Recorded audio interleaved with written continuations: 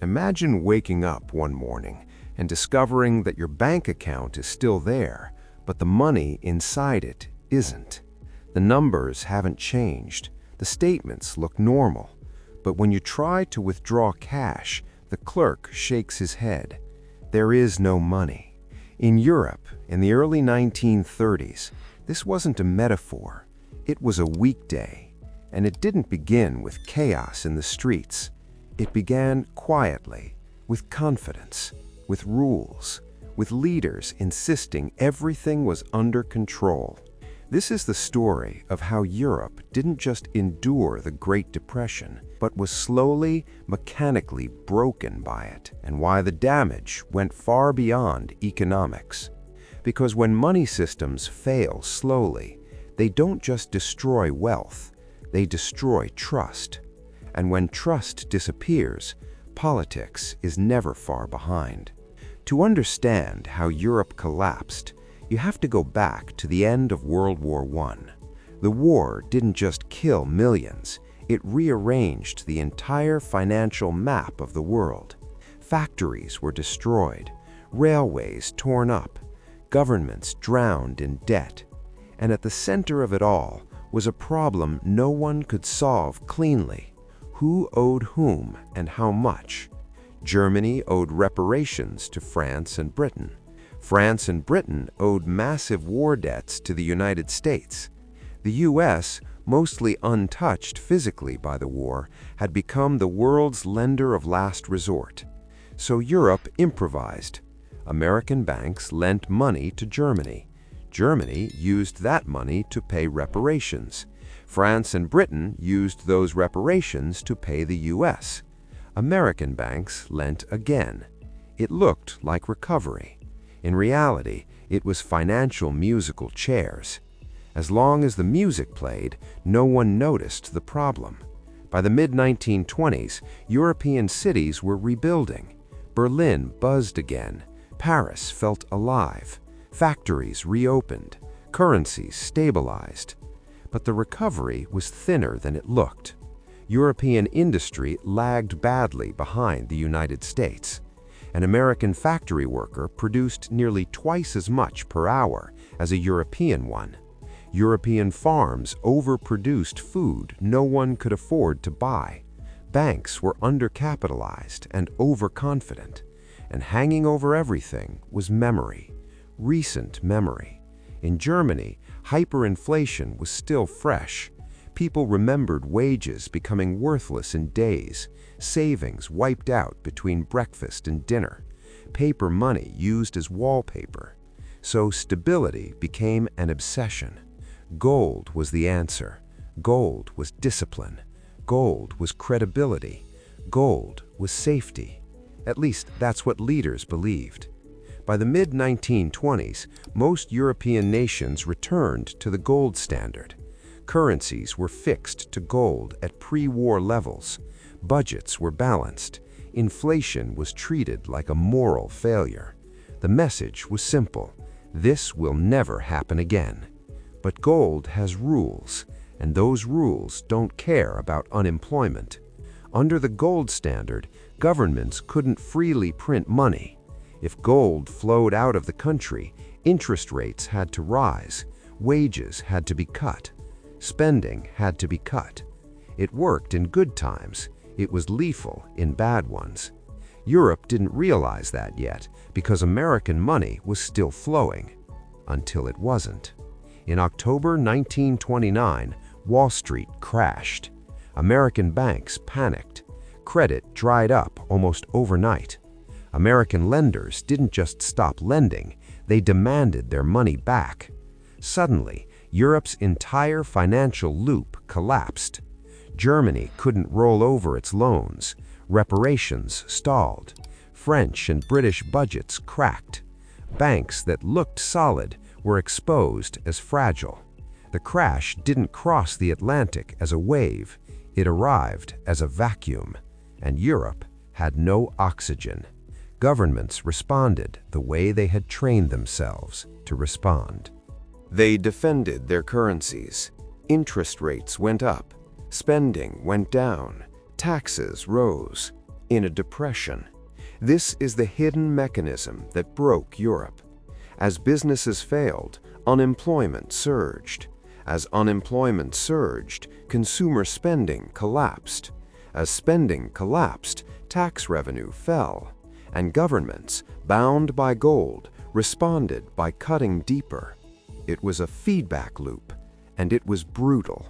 By 1931, 1 in 5 European workers was unemployed. In some regions, far more. And then the banks started falling.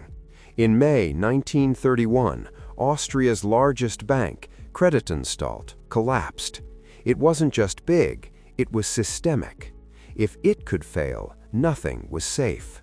Depositors panicked. Bank runs spread across borders. Germany's banks followed. Hungary's reserves evaporated. Money stopped moving.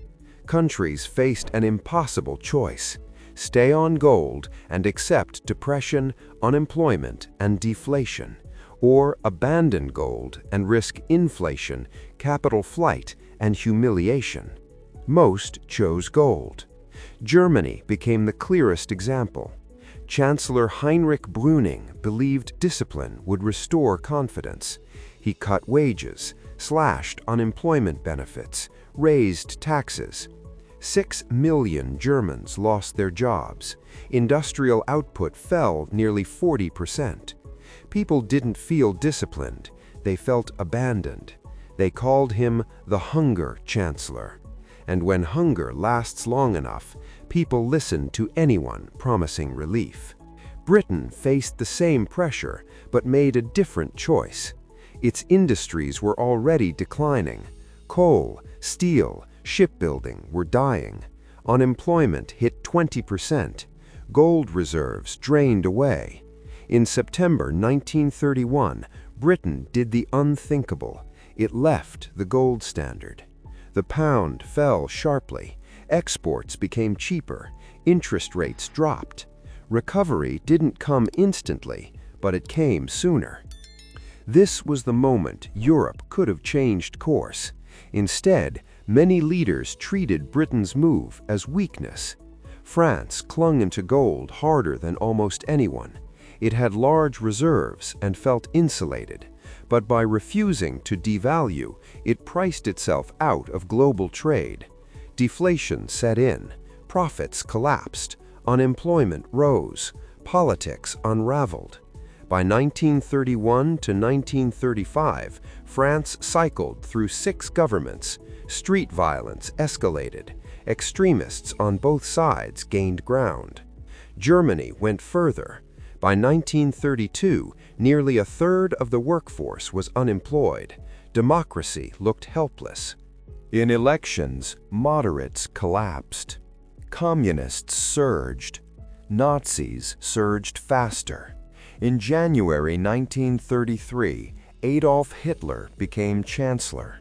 Within months, democracy was dismantled. The economy didn't recover because Nazism was efficient. It recovered because the regime abandoned restraint. Massive public spending, rearmament, propaganda projects. Unemployment vanished on paper, but at a price. Workers didn't regain freedom. They became instruments of the state. Italy followed a similar path. Mussolini had already tied the lira to gold at an overvalued rate. Industry suffered. The depression hit hard. His solution wasn't reform, it was control.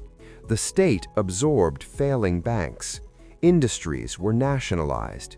Jobs came through militarization and conquest. Economic recovery arrived wearing a uniform.